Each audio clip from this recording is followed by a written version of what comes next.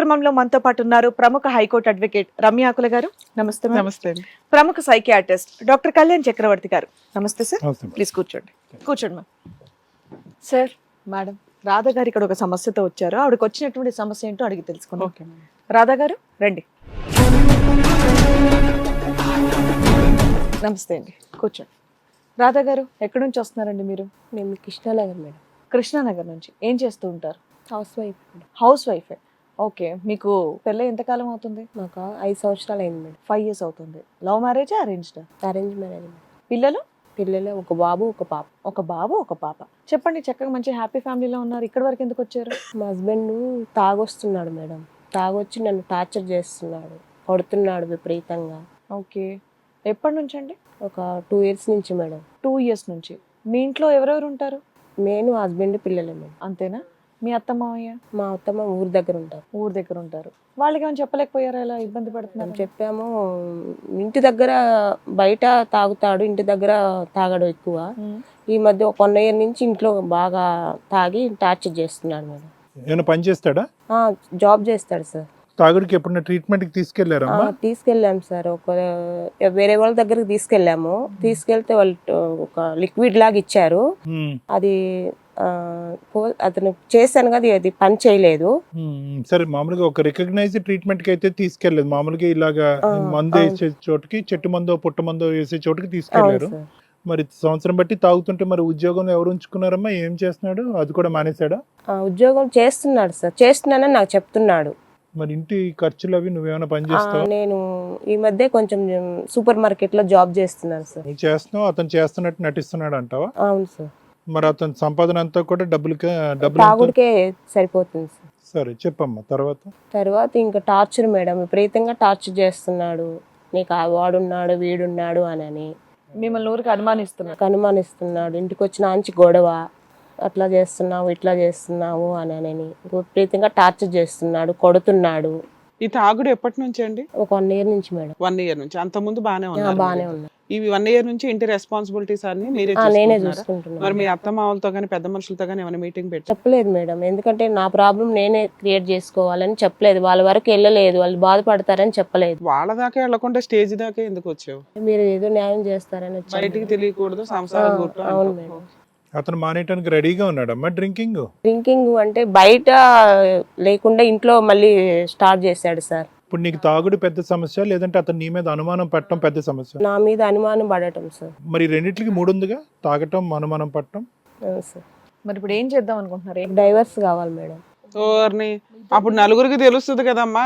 Divorce కావాలన్న వాళ్ళు TV షోలకు ఎందుకు రావడం? వెళ్ళి కోర్టులోనే చూసుకుంటే సరిపోతుంది కదా, అడ్వకేట్స్ పెట్టుకొని. టార్చర్ ఎక్కువ చేస్తున్నాడు మేడం, అందుకే టార్చరు, తాగుడు, అనుమానిస్తున్నాడు.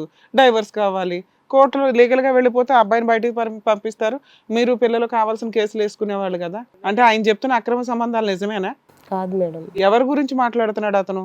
ఊరికే ఒక ఎలిగేషన్ వేస్తున్నాడా, పలానా పొల్లయ్య ఉన్నాడు ఎల్లయ్య ఉన్నాడు? అవును మేడం.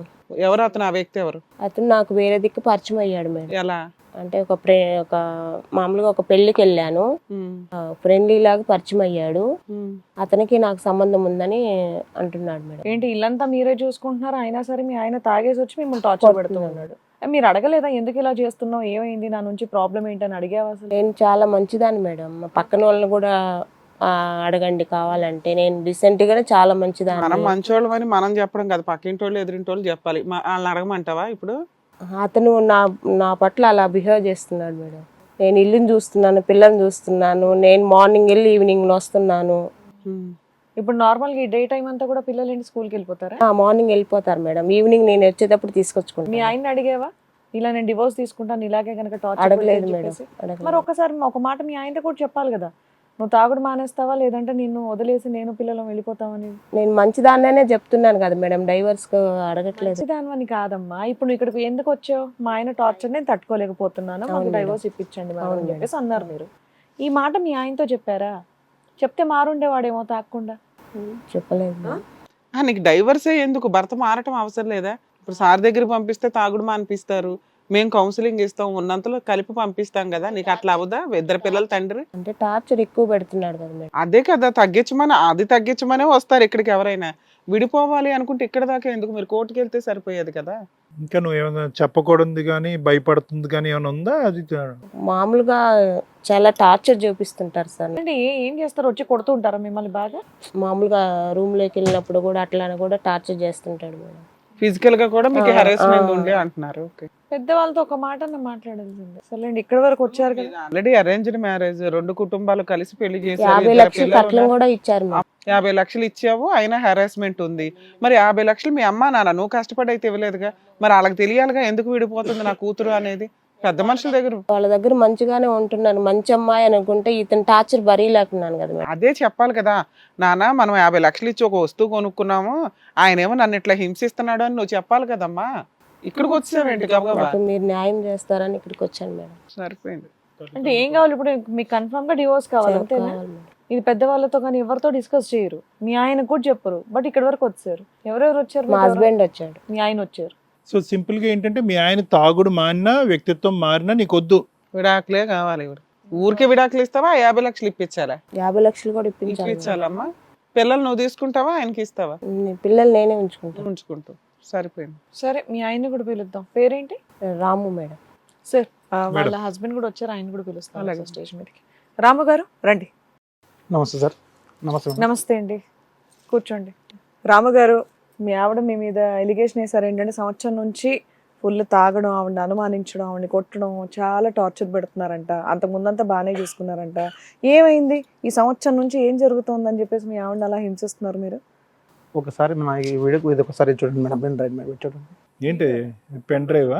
దేనికి సంబంధించింది? మీరు చూడండి మేడం. ఆమె నేను చేస్తున్నా ఏం చేస్తున్నా అనేది మీకు క్లియర్గా అర్థమవుతుంది. ఏంటి ఇంట్లో మీరు ఏమన్నా వీడియో రికార్డింగ్ ఏమైనా చేస్తున్నారా ఏంటి? ఒక ఫంక్షన్కి వెళ్ళాం మేడం. ఆ ఫంక్షన్లో ఒక అబ్బాయి పరిచయం మేడం. ఎప్పుడు, ఎంతకాలం క్రితం? 1 year మేడం. 1 year క్రితం ఒక వ్యక్తి ఫంక్షన్ లో పరిచయం మీ ఆవిడకి పరిచయం అయ్యాడు. మేము కూడా అప్పుడు చూసాము. అండ్ దాంట్లో మేము ఒకరోజు మీకు మెసేజ్ ఉంది మేడం, వాట్సాప్లో వీడియో పంపించాడు. అది చూస్తే మేము మొత్తము ఇంకా ఉన్నాయి మేడం, నేను చెప్పొద్దు. ఎవరు వాట్సాప్? నీ వాట్సాప్ కి అతను వీడియో పంపించాడు? ఆమె మొబైల్ పంపించాడు సార్. ఆ అమ్మాయి మొబైల్ కి వీడియో పంపించాడు? ఆమె లేదు, బయట ఉంది సార్. అది మీరు గబుక్కుని చూసి మీ ఫోన్ కి ఫార్వర్డ్ చేసుకున్నారా? వాస్తవానికి అయితే నేను ఆమె మొబైల్ టచ్ చేయను సార్, ఎక్కువ మటుకు అయితే చూడొద్దు అన్నట్లు. కాకపోతే ఏదో నా నెంబర్ వచ్చేసరికి నాకు కొంచెం డౌట్ వచ్చింది. అప్పుడు చూస్తే అది చూసి రికార్డింగ్ అది చూసి నేను నా దానికి పంపించుకున్నాను సార్. ఏముంది అందులో మీరు చూడండి మేడం. నేను నా నోటితో నేను చెప్పడం బాగుండదు. సరే, అది చూడడానికి ముందు మీరు ఇంకోటి మేడం, ఇక్కడికి బయటికి రావడం ఇటువంటి ప్లేస్కు తోలుకురావడం కూడా నాకు ఇష్టం ఉండదు మేడం. కానీ ఆమె వచ్చి రావడం వల్ల నాకు కూడా ప్లస్ మేడం. సో లేదంటే మీరే వచ్చి ఉండేవారు? వచ్చిన నా పరువు నేనే బయట తీసుకోవడం అనేది నాకు ఇష్టం ఉండదు. గౌరవం పోగొట్టుకోవడం ఎందుకు, పిల్లలు ఉన్నారు కదా అని మీరు సరే మీరు అసలు అంత టెన్షన్ పడాల్సిన అవసరం లేదు. ఎందుకంటే మేము ఎవరి ఫేస్లు రివీల్ చేయము, మీ ఇద్దరు నేమ్స్ కూడా మేము మార్చే చెప్పమని చెప్పాం. ఎందుకంటే మీలాంటి వాళ్ళు మళ్ళీ బయట ఇబ్బంది పడకుండా ఉండాలి అన్న ఉద్దేశంతో. సో ఇప్పుడు మీరు ఏదైతే ఎవిడెన్స్ తీసుకొచ్చారో అది మేము చూస్తాము, ఆల్రెడీ పెట్టి చూడడం అనేది జరిగింది. కానీ అసలు అంతకు ముందు మీరిద్దరు బాగున్నారు కదా, ఈ 1 year లో ఓన్లీ అక్రమ సంబంధం వల్లే ఇలా అయిపోయిందని మీరు అనుకుంటున్నారా? అంతకుముందు బాగానే ఉన్నారా? అన్ని పిల్లల రెస్పాన్సిబిలిటీస్ అవన్నీ బాగానే ఉన్నాయి.